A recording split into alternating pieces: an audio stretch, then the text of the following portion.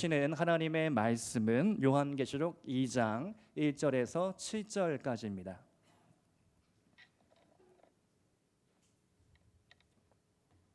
함께 읽겠습니다.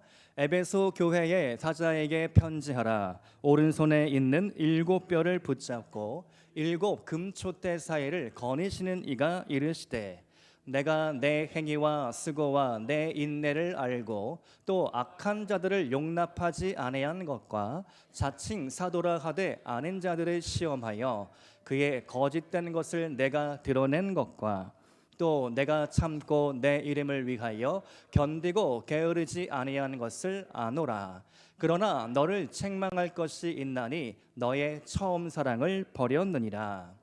그러므로 어디서 떨어졌는지를 생각하고 회개하여 처음 행위를 가지라. 만일 그리하지 아니하고 회개하지 아니하면 내가 내게 가서 내 촛대를 그 자리에서 옮기리라. 오직 내게 이것이 있으니 내가 니골라 당의 행위를 미워하는도다. 나도 이것을 미워하노라.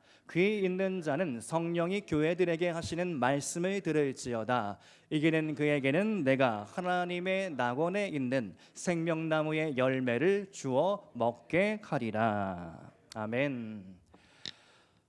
저는 지난 주일 요한계시록 1장을 본문으로 교회를 향한 성령의 음성, 이런 제목으로 말씀을 나누었습니다. 기억하시죠?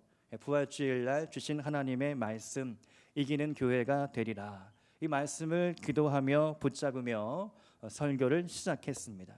우리 교회가 이기는 교회가 될 것은 확실합니다. 믿으십니까? 하나님의 말씀은 반드시 응답되기 때문입니다. 제가 오늘 아침에 일찍 교회에 나와서 이사야 말씀을 쭉 읽는데요, 하나님께서 다시 한번 이 말씀으로 제 안에 확신을 주셨습니다. 이사야 14장 24절 말씀 가운데 만군의 여호와께서 맹세하여 이르시되, 내가 생각한 것이 반드시 되며 내가 경영한 것을 반드시 이루리라.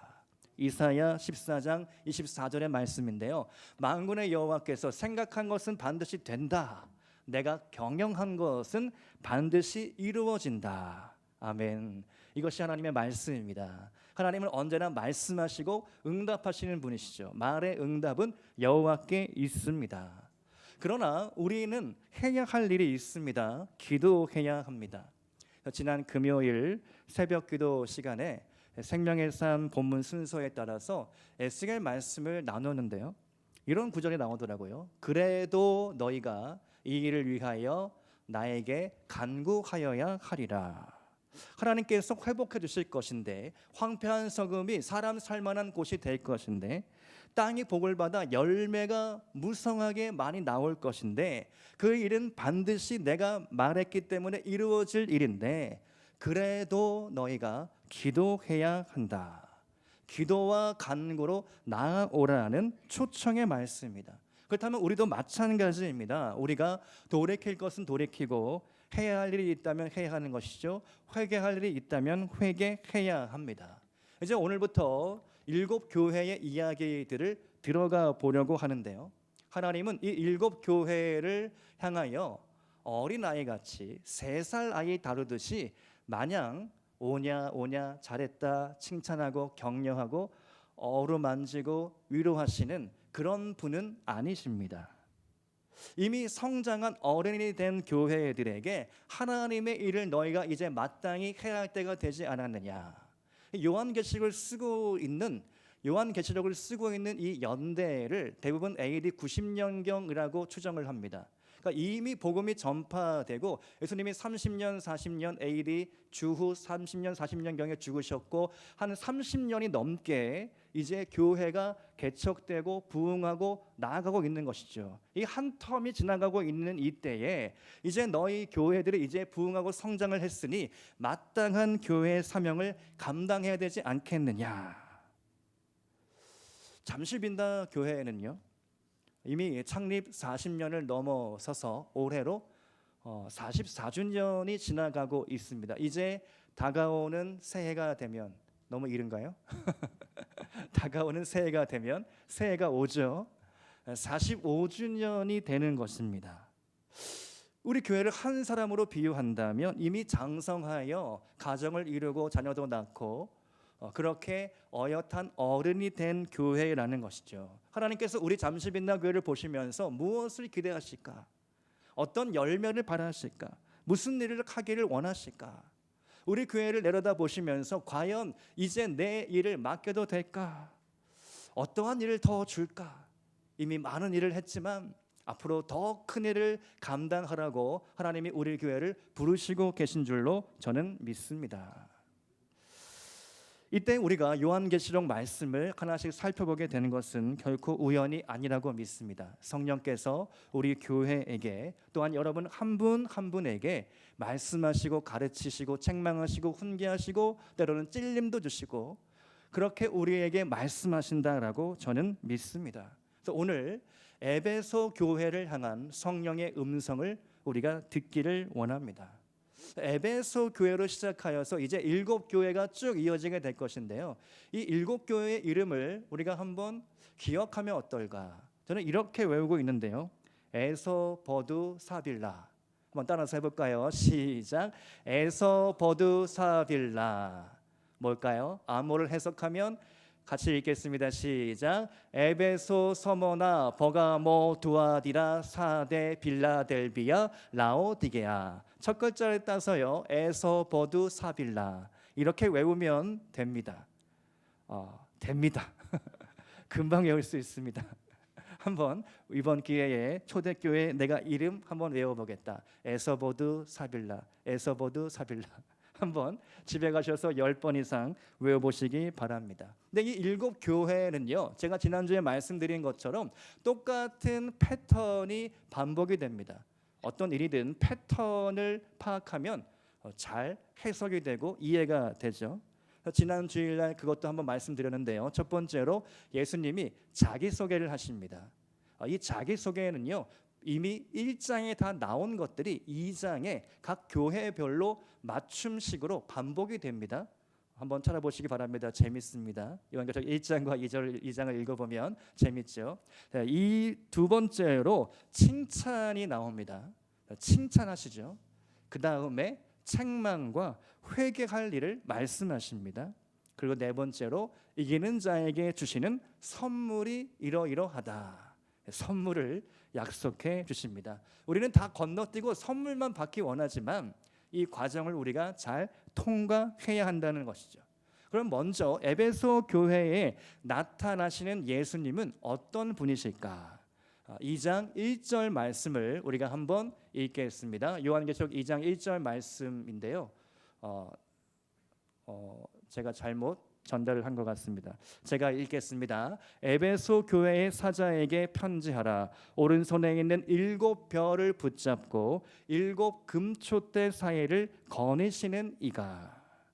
여기 등장하는 하나 예수님은요, 오른손에 7별을 잡고 다니시는데 그 주변에 7 금촛대가 놓여져 있는 것입니다. 이 말씀을 묵상하면서 왜 예수님은 오른손에 7별을 잡고 계실까? 여러분 한번 질문하겠습니다. 너무 단순한 초등학생도 알 수 있는 질문. 별이 떴다는 것은 낮입니까? 밤입니까? 낮에 별이 뜰 수 있습니까? 뜰 수는 있지만 눈에 보이지는 않죠. 상식인데요. 낮에도 별은 떠 있긴 합니다. 근데 태양이 너무 강력하기 때문에 우리 눈에 보이지 않는다고 합니다. 어쨌든 우리가 흔히 별은 밤에 뜬다. 어두움 속에서 별이 빛나게 됩니다. 그러니까 지금 예수님은 조금 캄캄한 공간을 거니시고 계십니다. 그 손에 한두 개가 아니라 7개의 별을 붙잡고 있습니다. 깜깜한 어두운 공간 속에 별이 빛나는 광경을 한번 떠올려 보시기 바랍니다. 그런데 그 7별을 붙잡고 계신 예수님께서 다니는 그 공간에는 금촛대가 놓여 있는데, 자, 그냥 촛대가 아닙니다. 동촛대, 은촛대도 아니라 금촛대입니다.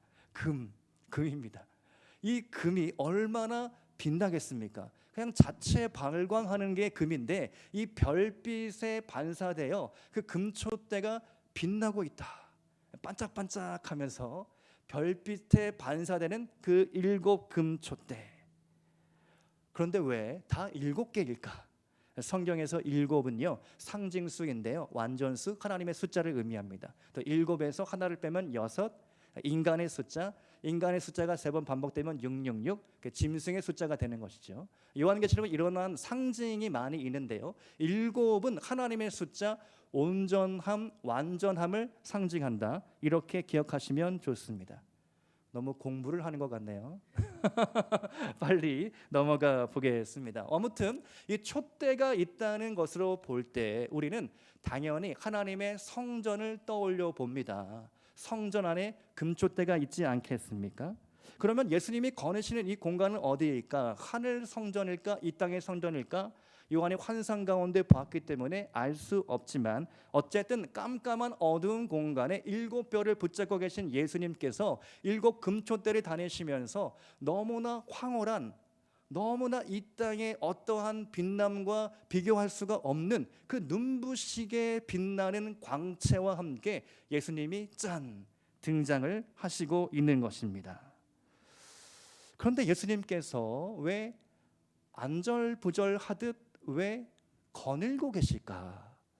분명히 예수님은 하나님 보좌 우편에 앉아 계시는 분이신데 왜 지금은 거니시고 계실까? 제가 말씀을 준비하면서 처음에 이해가 안 되었거든요. 왜 거니시고 계실까? 왜 거니시고 계실까? 무슨 일이 생긴 걸까? 무슨 바쁜 일이 있는 걸까? 묵상을 하는 중에 한 가지 깨달음을 주셨습니다. 이 관주 성경을 보면요, 그 대목에 스가랴 4장 2절 말씀이 쓰여져 있습니다. 그 구약 성경으로 건너가 보니까 스가랴 4장에 어떤 환상이 나오느냐, 이 촛대 환상을 스가랴가 보게 됩니다. 그때의 순금 등잔대와 기름 그릇이 놓여 있는데 그 기름 그릇 위에는 그릇 7이 있어서 7관이 연결되어 있어서 두 감람나무로 통하여서 그 기름이 연결되어 채워지게 됩니다. 두 감람나무에 있는 그 감람유, 여러분 좋아하시는 올리브유입니다. 버진 올리브유. 그 올리브유가 이 감람나무로부터 자동적으로 흐르는데 관으로 연결되어서 그 등잔대 위에 기름 그릇에 자동적으로 채워지는 놀라운 환상을 스가랴가 보고 있는 것이죠. 스가랴가 이 환상을 보면서 어리둥절하면서 이 해석이 안 될 때 천사가 옆에서 나타나서 이렇게 일러주는 겁니다. 스가랴서 4장 6절 말씀 같이 한번 읽읍시다. 시작. 그가 내게 대답하여 이르되 여호와께서 스룹바벨에게 하신 말씀이 이러하니라. 만군의 여호와께서 말씀하시되 이는 힘으로 되지 아니하며 능력으로 되지 아니하고 오직 나의 영으로 되느니라. 아멘. 오직 나의 영으로 된다. 제가 이 말씀을 이렇게 거슬러 올라가면서 연결이 되기 시작하면서 깨달았습니다. 등잔대와 기름 그릇, 연결된 관으로부터 끊임없이 공급받는 기름 부음, 그것은 곧 성령의 기름 부음이로구나. 예수님은 금촛대 사이를 지나다니시면서 오늘은 내가 누구에게 기름을 부어줄까? 기름 부어줄 사람과 교회를 찾아다니시는 겁니다. 누가 준비되어 있는가? 누가 나의 기름 부음을 받을 사람인가? 주님의 일을 진심으로 하고 싶어하는 사람은 누구인가? 하나님을 기쁘시게 하고 싶은 그 사람은 누구인가? 즐거이 헌신하며 기쁘게 헌신하며 내가 가진 모든 것으로 하나님을 섬기고자 하는 그 한 사람은 누구인가? 그런 사람에게, 그런 교회에게 하나님은 기름 부어주시기 위해서 금촛대 사이를 거니시고 계신다. 여기까지 깨닫고 제가 기도를 했습니다. 주님, 저에게도 그러한 기름 부음을 부어주시옵소서. 우리 잠시빛나 교회에도 그런 기름 부음을 허락하여 주옵소서. 그렇다면 에베소 교회에 성령께서는 이제 어떠한 말씀을 주셨는가? 3가지로 나누겠습니다. 첫 번째로 내가 너를 안다. 우리 한번 따라서 하겠습니다. 내가 너를 안다. 2절과 3절 말씀을 같이 한번 읽겠습니다. 시작.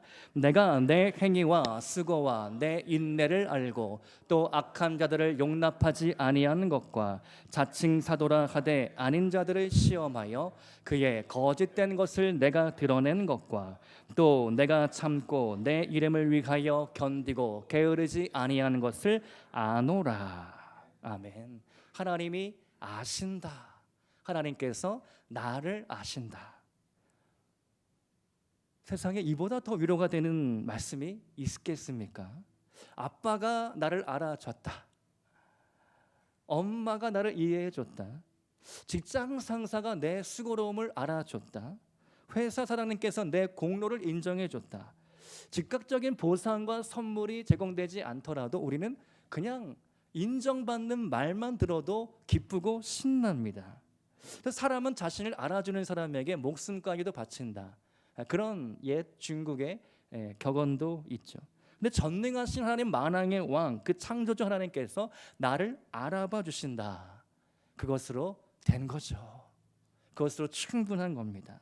근데 하나님은 에베소 교회에 무엇을 아신 것일까? 다시 2절을 보면요, 내 행위와 수고와 인내를 내가 알고 악한 자들을 용납하지 않는 것을 내가 아노라. 줄여서 하나님은 에베소 교회에 수고를 하셨습니다. 인내를 하셨습니다. 또한 정의로움을 하셨습니다. 불의를 보고 참지 않는 것, 거짓 사도를 내쫓은 것을 알고 계셨습니다. 이처럼 하나님은 우리의 모든 것을 알고 계십니다. 하나님은 나의 고통을 아시고 나의 탄식을 들으시고 지금도 우리의 삶을 내려다보고 계십니다. 아니, 우리와 함께 하시고 내 옆에서 나를 도와주고 계시죠. 그래서 우리는 주님 앞에 나가서 언제든지 이렇게 기도하면 되는 겁니다. 하나님 아셨죠, 보셨죠, 들으셨죠. 한번 따라서 해볼까요? 하나님 아셨죠, 보셨죠, 들으셨죠. 하나님 내 고통 아시죠? 내 탄식 소리 들으셨죠? 하나님 내 모든 처지 형편 보시고 계시죠?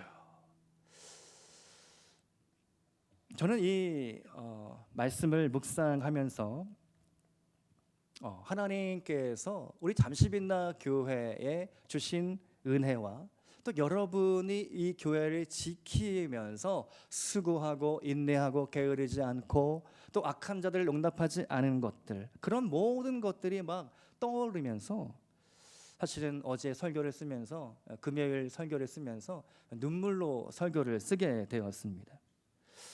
얼마나 내가 상상하기 어려운 교회의 풍파와 어려움과 고난과 그런 아픔과 억울함과 그런 오해와 그런 모든 일들이 있었을까? 저는 고작 이제 2년 3년 차밖에 되지 않기 때문에 다 헤아릴 수 없지만 하나님은 분명히 아실 것이다. 특별히 이 자리를 빌어서 우리 장로님들 교회를 지키기 위해서 그동안 얼마나 버티고 견디고 얼마나 남몰래 눈물 훔친 일들이 많았을까? 몇 번의 흔들림이 있었을까? 드러난 흔들림이 있겠고 드러나지 않은 흔들림도 있었겠구나. 그런 모든 것들을 떠올리면서 저는 오늘 성령님께서 여러분 모두에게 이렇게 말씀하신다고 믿습니다. 내가 너의 모든 일들을, 모든 행위와 모든 수고와 모든 인내와 모든 게으르지 않았던 것들과 악한 자들을 용납하지 않은 것들, 교회를 지키고 든든하게 세워왔던 것들을 내가 안다. 내가 안다.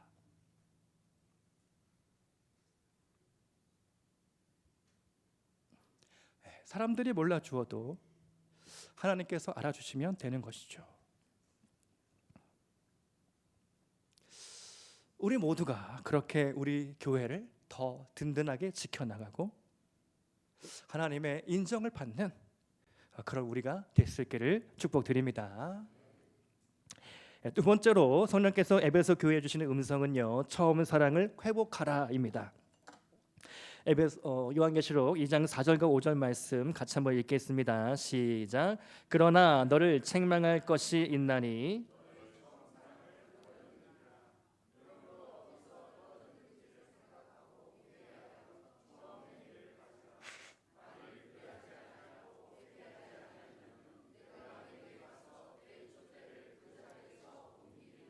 아멘.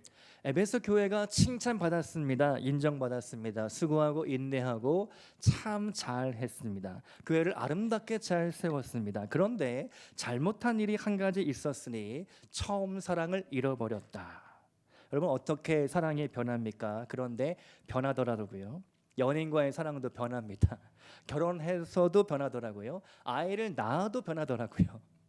우리의 인생을 되돌아보면 참 이 사랑이라는 것, 내 사람 마음이라는 것이 참 간사하기 짝이 없습니다. 좋을 때는 마냥 좋은데 상황이 조금만 안 좋아지면 토라지고 뾰로통해지고 싸우고 뒤지고 볶고, 부부싸움은 칼로 물베기라고 하지는 하지만 한번 싸우면 며칠 말을 안 할 때도 있고, 집안 분위기가 막 냉각이 되고, 이런 무더위 속에서도 참 차가워집니다. 그러한 일들을 우리가 많이 경험을 합니다. 마찬가지로 우리가 신앙적으로 예수 그리스도를 만나고 구주를 영접했습니다. 사랑을 받았습니다. 은혜 받았습니다. 영적인 체험도 조금 했습니다. 그런데 세월이 흐르더니만 이 마음이 그대로 되었습니까? 변하더라고요. 달라지더라고요. 주님은 오늘 에베소 교회에 처음 사랑을 회복하라고 말씀하시면서 친절하게도 회개할 방법을 일러주시죠. 네가 어디서 떨어졌는지를 한번 가만히 앉아서 생각해봐라. 노트에 적어봐라. 한번 꺼내봐라. 너의 과거의 어떤 포인트, 어떤 지점에서 너의 믿음이 변질되었는지를 한번 돌아보거라. 외부의 문제인가 내부의 문제인가, 가정 문제인가 직장 문제인가 돈 문제인가, 관계의 문제인가 자녀 문제인가, 아니면 내 마음의 문제인가. 저는 언제나 모든 문제의 답은 모든 문제는요 저로부터 나온다라고 깨달았습니다. 결국 문제는 나 자신이구나. 내가 문제였구나. 부부싸움을 하거나 자녀 문제가 생기거나 가정이나 사역이나 어떠한 문제가 생길 때마다 결국은 하나님께서 나를 가르치시기 위해서, 나를 돌이키게 하시려고, 나를 사람 만들려고, 나를 목사 만들려고, 나를 그렇게 사랑하셔서 나를 훈계하시고 책짓질하시고 어려움도 주시고 고난도 주시고 물질도 빼앗아 가시고 어려움도 만나게 하시고 관계가 깨어지는 것도 경험하게 하시고, 많은 사건과 모든 일들은 결국은 나를 트레이닝 시키기 위해서, 나를 사람 만들려고, 나를 목사 만들려고, 나를 하나님의 일꾼으로 삼으려고 그렇게 하셨다. 결국은 내 마음이 걸림돌이었구나, 내가 문제였구나, 이런 결론을 내릴 수밖에 없었습니다. 그러면 이제 어떻게 해야 되겠습니까? 내가 변화되면 되겠죠. 내 마음이 달라지면 아내가 달라지고 자녀가 바뀌겠구나. 내가 달라지면 교회가 변화되겠구나. 할렐루야. 지난주 일상에서 두 가지 에피소드가 있습니다. 하나는요, 이 반주기 전원인데요. 금요일 새벽 기도 때 반주기를 이렇게 전원 버튼 눌러서 켜려고 하는데 아무리 눌러도 얘가 안 먹는 겁니다. 그날따라 새벽에도 날씨가 더워요. 그래서 땀을 막 흘리는데 전원이 안 눌려져가지고 10분 동안 막 끙끙대다가 결국 포기하고, 에라 그냥 설교 시작해야 되겠다, 예배 시작해야 되겠다 하도 신경하는데 이 마이크가 소리가 안 나는 겁니다. 뭔가 했더니 뒤에서 전원을 안 켰던 겁니다. 아마도 제가 볼 때 이 반주기 전원하고 앰프랑 연결되어 있는 것 같아요. 맞습니까? 네, 그렇습니다. 저기서 안 켰으니 여기가 아무리 눌러도 전원이 안 들어오는 것이죠. 파워 서플라이, 전원이 공급 안 되면 기계는 작동하지 않는다. 두 번째로 구두입니다. 목요일 날 제가 서울제일교회 가서 교역자의 설교 인정이 있어서 이제 집에서 구두를 신고 나가려고 하는데 구두가 집에 없는 겁니다. 아, 그렇구나. 내가 목회실에 구두를 다 놓고 왔구나. 그래서 이제 서랍장을 열어보니까 옛날에 몇 번 신었다가 놔둔 뒷굽이 너무 뻣뻣해가지고 신으면 당장이라도 이 발목이 까질 것 같은 그 뻣뻣한 구두가 딱 있는 겁니다. 색깔은 갈색으로 이쁜데 이 구두를 신어야 하나 말아야 하나, 뻣뻣하지만 어쩔 수 없다. 내가 신어야 되겠다. 그러면서 문득 제 입에서 난생 처음 나오는 그런 이상한 말을 제가 내뱉어 버렸습니다. 이거 좀 두들겨 패야 부드러워지겠는데 평소에 전혀 해보지 않던 말이 제 입에서 나도 모르게 튀어나왔는데 그 말이 순간 계시처럼 제 귀에 들리기 시작했습니다. 이거 두들겨 패야 부드러워지겠다. 여러분, 우리가 어떻게 하면 처음 사랑을 회복시킬 수 있겠습니까? 전원이 연결돼야 되겠죠. 하나님과 연결돼야 됩니다. 전원이 꺼져 있다는 것을 모르고 아무리 버튼 눌러봤자 소용이 없는 것입니다. 하나님과의 교제가, 하나님과의 그 연결이 다시 시작되어야 하는 겁니다. 내 코드를 하나님의 사랑의 전원에 꽂아 넣어야 그 사랑의 전류가 내 온몸에 흘러타고 와서 말씀이 들려지고 기도가 되고 영이 살아나고 문제가 해결되고 악한 마귀 사탄을 내어 쫓고 어둠이 사라지고 빛이 임하고 우리의 우둔한 생각들이 지혜로워지며 순결해지고 거룩해지고 맑은 정신이 되어서 하나님의 일을 순전하고 정직하게 멋지게 훌륭하게 감당하게 되는 줄로 믿습니다. 그렇게 안 하면 어떻게 됩니까? 두들겨 패는 겁니다. 하나님이 두들겨 패시는 겁니다. 너 왜 이렇게 뻣뻣해? 너 왜 이렇게 목이 곧았어? 너 왜 이렇게 교만해? 거만해? 네 자랑만 할 거야? 언제까지? 너가 어른이 되었는데 44년이 되어가는데 또 우리가 하나님의 일을 이제 정말 멋지게 막 뻗쳐나가야 되는데 온 세계 열방에 지금 있는데 출소할 영혼들과 구원할 영혼들이 너무나 많은데 해야 할 일은 너무나 많은데 하지 않으면 하나님의 매가 올 수도 있다라는 것입니다. 때로는 강력한 충격 요법이 우리에게 필요합니다. 두들겨 맞을 때도 필요합니다. 하나님은 때려서라도 두들겨 패서라도 우리를 사람 만드시는 분입니다. 맞을 때는 아프죠. 그런데 맞고 나면 정신이 번쩍 드는 겁니다.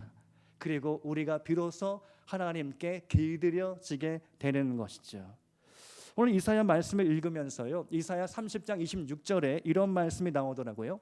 이사야 30장 26절, 여호와께서 자기 백성의 상처를 싸매시며 그들의 맞은 자리를 고치시는 날에는 달빛은 햇빛 같겠고 햇빛은 7배가 되어 7날의 빛과 같으리라. 아멘.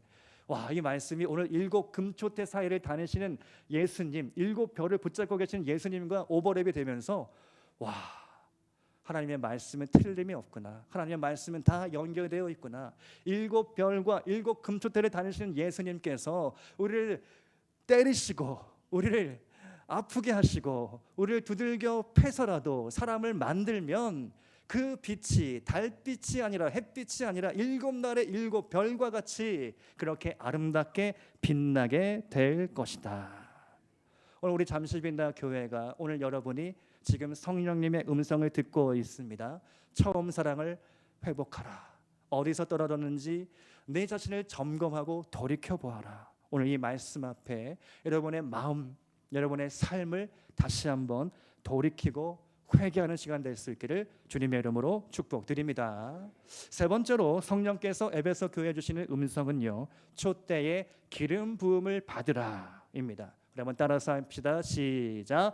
촛대에 기름 부음을 받으라. 오늘 말씀을 준비하면서요 가장 핵심적인 키워드 하나를 꼽으라면 기름 부음입니다. 기름 부음. 예수님께서 지금 내가 오늘 누구에게 기름 부어 줄까?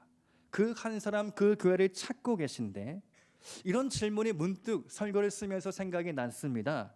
그렇다면 교회에 일어날 수 있는 가장 끔찍한 일, 가장 무서운 일은 무엇일까? 기름 부음이 끊기는 일이다. 기름 부음이 끊기는 일이다. 이런 일이 실제로 일어날까? 일어나고 있다는 것이죠. 기독교 역사 가운데 수많은 교회들이 부흥을 경험했지만 그 교회가 타락하기 시작할 때 하나님은 그 교회들의 기름 부음을 끊으셨습니다. 교회가 망하게 되었습니다. 교회 문을 닫게 되었습니다. 유럽의 수많은 교회들이 술집이 되고 박물관이 되어버렸습니다. 정말 나이 드신, 정말 임종을 앞둔 노인분들 몇몇 분들만 앉아서 예배를 드리는 모습들 여러분 많이 들어보셨을 것입니다. 그러한 교회들은 어떤 일이 일어난 것입니까? 기름 부음이 끊겼고 촛대가 옮겨져 버리게 된 것이죠. 하나님은 에베소 교회에게 회개를 촉구하시면서 무서운 말씀을 주십니다. 오늘 본문 5절 말씀을 보니까 우리 경고의 말씀, 요한계시록 2장 5절의 말씀을 한번 같이 읽겠습니다. 시작. 그러므로 어디서 떨어졌는지를 생각하고 회개하여 처음 행위를 가지라. 만일 그리하지 아니하고 회개하지 아니하면 내가 내게 가서 내 촛대를 그 자리에서 옮기리라. 아멘. 자, 이 말씀은요 어떤 의미입니까? 이미 에베소 교회의 촛대가 있습니까? 없습니까? 아직 있죠. 아직 있는데 내가 기름 부어 줄 것인데, 지금 기름 붓고 있는데 너희들이 회개하지 않으면 그 촛대 내가 뺄 거야, 가져갈 거야, 치워버릴 거야, 기름 부음 끊어버릴 거야. 그 스가랴 사장의 환상과 같이 7관이 있어서 기름 부음이 계속해서 막 흘러 넘치고 흐르고 있는데 내가 그거 끊을 거야. 너네 교회 이제 끝날 거야. 문 닫을 거야. 망할 거야. 기름 부음이 끊어지면 어떤 현상이 일어날까요? 사람 냄새가 나는 겁니다. 그리스도의 향기가 풍기는 것이 아니라 인간 냄새가 나는 것이죠. 서로 싸우고 치고받고 의와 자랑, 교만이 넘쳐나고 그러한 일들이 벌어지게 되는 것입니다. 저는 기름 부음을 떠올릴 때마다 과거에 이렇게 기도했거든요. 하나님, 저에게 기름 부어 주옵소서. 단 한 방울이라도 기름 부어 주옵소서. 간절한 기도였는데요. 그때 저의 심정은 어떤 심정이었느냐면요, 마치 여러분 한약을, 요새는 잘 다르지 않는데요, 한약방에 가면 이렇게 불을 피워가지고 그 주전자 위에다가 한약재를 막 달인 다음에 그 보자기 안에 한약재를 넣고 가느다란 막대로 이렇게 돌려서 그 누런 보자기 안에 있는 약재에 있는 액기스들을 쫙 돌려서 어떻게 합니까? 쥐어 짭니다. 쥐어 짜는 겁니다. 한 방울이라도 그 엑기스가 떨어지도록 쥐어 짜는 겁니다. 그때의 저의 기도는요, 약간 기름 부음을 쥐어 짜내는 기도였습니다. 하나님, 정말 내가 이제 찬양 인도를 해야 되는데, 말씀을 전해야 되는데, 사역을 행해야 되는데 기름 부어 주옵소서. 한 방울이라도 기름 부어 주셔서 제가 이 일 감당하게 해주세요. 간절한 기도였을지는 모르지만 그때의 그 기도는 조금 방향이 잘못됐다. 말씀을 읽으면서 지금은 조금 다르게 기도하고 있습니다. 하나님, 저에게 사울의 기름 부음을 주시고 다윗의 기름 부음을 주시고 솔로몬의 기름을 부어 주시옵소서. 오늘도 넘쳐나는 기름 부음을 허락하여 주옵소서. 사울의 기름 부음은 어떤 기름 부음입니까? 새 사람이 되는 기름 부음이죠. 사무엘상 10장 6절 7절 말씀을 보니까 내게는 여호와의 영이 크게 임하리니 너도 그들과 함께 예언을 하고 변하여 새 사람이 되리라. 변하여 새 사람 되는 기름 부음이 사울의 기름 부음이었습니다. 다윗은요 총 3번의 기름 부음을 받게 됩니다. 첫 번째, 베들레헴에서 사무엘 선지자로부터 기름 부음을 받습니다. 두 번째, 사울이 죽고 나서 헤브론에서 30살 왕이 될 때 장로들로부터 기름 부음을 받습니다. 마지막 세 번째, 통일 왕국의 왕이 될 때 예루살렘에서 마찬가지로 장로들께 기름 부음을 받습니다. 다윗은 총 3번의 기름 부음을 받습니다. 그의 아들 솔로몬이 왕이 될 때는 누구에게 기름 부음을 받았습니까? 말이 너무 빠릅니까? 따라오고 계십니까? 솔로몬은요 선지자 나단의 입회하에 제사장 사독으로부터 기름 부음을 받습니다. 제사장과 선지자가 동시에 와서 솔로몬에게 기름을 붓는데 선지자는 아니고 제사장이 기름을 붓습니다. 이것이 어떤 의미가 있을까? 제사장의 기름 부음은 성막에서 쓰는 거룩한 예배용 기름 부음입니다. 예배용 기름 부음을 솔로몬에게 부어주면서 하나님께서 너를 통하여 성전을 세우시고 내가 너를 통하여 영광 중에 임하시리라. 솔로몬의 성전의 그 영광의 기름 부음이 솔로몬 가운데 임했고 그는 지혜로운 왕, 이스라엘의 황금 시대를 열었던 왕이 되었습니다. 각각의 기름 부음은 다르지만 하나님은 동일하시죠. 성령께서 기름 부어 주십니다. 이 세 가지 기름 부음을 묵상하는 중에 제가 한 가지 발견한 점이 있는데요, 사울의 기름 부음과 다윗과 솔로몬의 기름 부음이 약간 틀리더라고요. 사울과 다윗과 솔로몬, 이 기름 부음이 다릅니다. 어떻게 틀린가? 사울은 사무엘 선지자가 기름병에 기름을 채워가지고 붓습니다. 기름병에. 다윗과 솔로몬은 기름불에 기름을 채워서 기름을 붓습니다. 기름병과 기름불과 무엇이 다를까요? 네, 기름병은 깨어지기 쉬운 그릇입니다. 기름병은 깨어지는 것입니다. 결국 사울은 깨어졌습니다. 그의 나라가 망하게 되었습니다. 그러나 기름불에 담긴 기름 부음을 받은 다윗과 솔로몬, 다윗의 왕조는 내가 내 왕위를 견고하게 하며 영원히 있게 하리라. 다윗의 왕조, 다윗의 후손을 통하여 예수 그리스도가 이 땅에 오셨던 것이죠. 이 기름 부음을 묵상하면서 하나님, 저에게도 다윗의 기름 부음을 주시고 솔로몬의 기름 부음을 부어 주시옵소서. 하나님의 일을 감당하게 하여 주시옵소서. 예배의 기름 부어 주시옵소서. 말씀의 기름 부어 주시옵소서. 기도의 기름 부어 주시옵소서. 찬양의 기름 부어 주시옵소서. 사랑하는 성도 여러분, 거룩한 기름 부음을 사모하시기 바랍니다. 저는 잠실빛나 교회에 있는 금촛대가 아직 꺼지지 않았다라고 믿습니다. 성전의 등불이 아직 여기에 있습니다. 더 활활 타오르도록 우리가 구하여야 하겠습니다. 그래도 너희가 나에게 와서 구하여야 하리라. 하나님 앞에 구하며 기도하며 나아갈 수 있기를 축복드립니다. 여러분, 목사는 슈퍼맨이 아닙니다. 제가 모든 목회를 다 할 수가 없습니다. 장로님들이 도와주시고 권사님들이 기도해 주시고 안수 집사님, 집사님, 청년 학생들이 다 하나 되어야 목회가 되고 교회가 되고 부흥이 일어나는 것입니다. 우리 모두가 그렇게 한 마음이 되어서 기름 부음을 사모함으로 촛대가 옮겨지지 않고 앞으로 더 활활 타오르는 주님의 교회가 될 수 있도록 구하고 기도하는 우리 모두가 될 수 있기를 축복드립니다. 오늘 말씀의 결론입니다. 에베소 교회에 약속된 선물이 있습니다. 생명나무의 열매입니다. 7절 말씀을 보니까 귀 있는 자는 성령이 교회들에게 하시는 말씀을 들을지어다. 이기는 그에게는 내가 하나님의 낙원에 있는 생명나무의 열매를 주어 먹게 하리라. 아멘. 생명나무의 열매는 무엇일까요? 생명나무 하면 성경 어디가 생각나십니까? 창세기 에덴 동산에 있던 선악을 알게 하는 나무와 생명나무, 그 두 그루가 있었다. 그런데 아담과 하와가 타락하여 선악과를 따먹은 직후 하나님이 걱정하시는 말씀이 나오죠.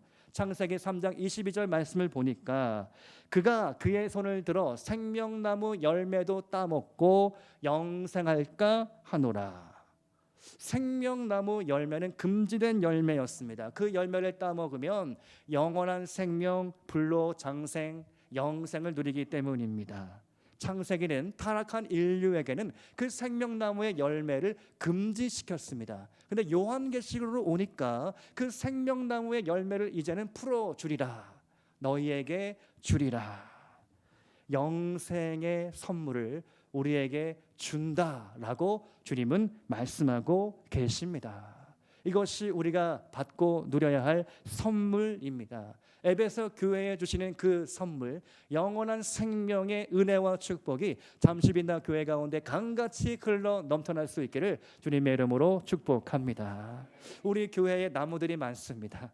그 나무들처럼 생명나무 열매가 우리 교회에 심겨져서 이 영원한 생명을 온 세계와 열방 가운데 흘려보낼 수 있는 우리 잠시빛나 교회가 될 수 있기를 주님의 이름으로 축원드립니다. 우리 함께 일어나셔서 오늘 우리가 함께 찬양 부르고 함께 통성 기도할 때에 하나님, 나의 처음 사랑을 회복시켜 주시옵소서. 첫사랑이 회복되게 하여 주시옵소서. 하나님, 내 모든 상황과 처지를 아시죠, 들으시죠, 보고 계시죠. 하나님, 내 상황 가운데 나의 믿음이 다시 회복되기를 원하고 교회를 위하여 쓰임받는 직분자 되기를 원합니다. 우리 함께 찬양 부르시고 함께 기도하는 시간 갖도록 하겠습니다.